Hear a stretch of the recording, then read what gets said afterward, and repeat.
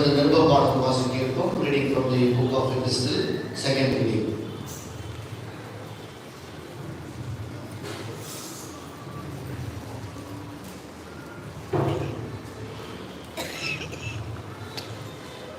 The second reading is taken from Galatians chapter 1 verses 5 to 10. Galatians chapter 1 verses 5 to 10. To whom we glory forever and ever. Amen.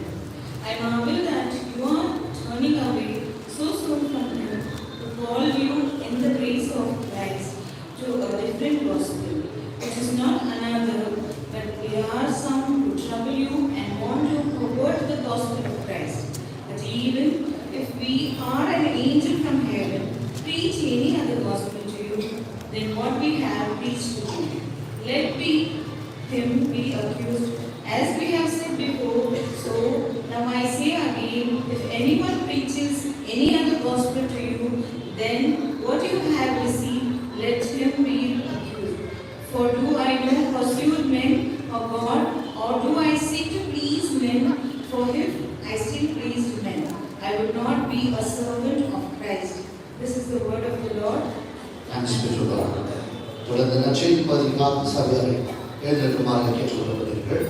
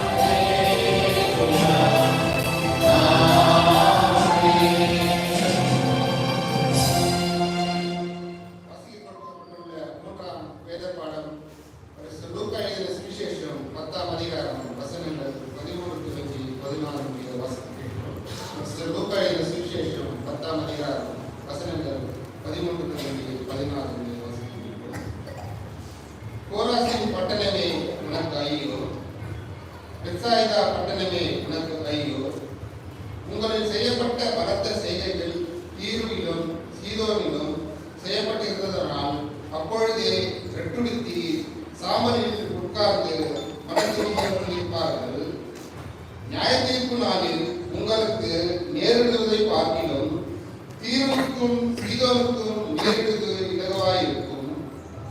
வானபரியந்தம் உயர்த்தப்பட்ட கப்பர்நகமே, நீ பாதாள பரியந்தம் தாழ்த்தப்படுவாய் என்று சொல்லி சீஷரை நோக்கி, உங்களுக்கு செவி கொடுக்கிறவன் எனக்கு செவி கொடுக்கிறான், உங்களை அசட்ட பண்ணுகிறவன் என்னை அசட்ட பண்ணுகிறான், என்னை அசட்ட பண்ணுகிறவன் என்னை அனுப்பினவரை அசட்ட பண்ணுகிறான் என்றார் என்பதை வாசிக்க வேறுபாடாமல் வாசிக்க முடிகிறது. தொடர்ந்து ஓய்வு நாள் பிள்ளைகள் ஆயுதமாக இருந்தால் நீங்கள் வந்து மாற்றான வசனங்களுக்கு சொல்லுவார்கள். ஓய்வு நாள் பிள்ளைகள்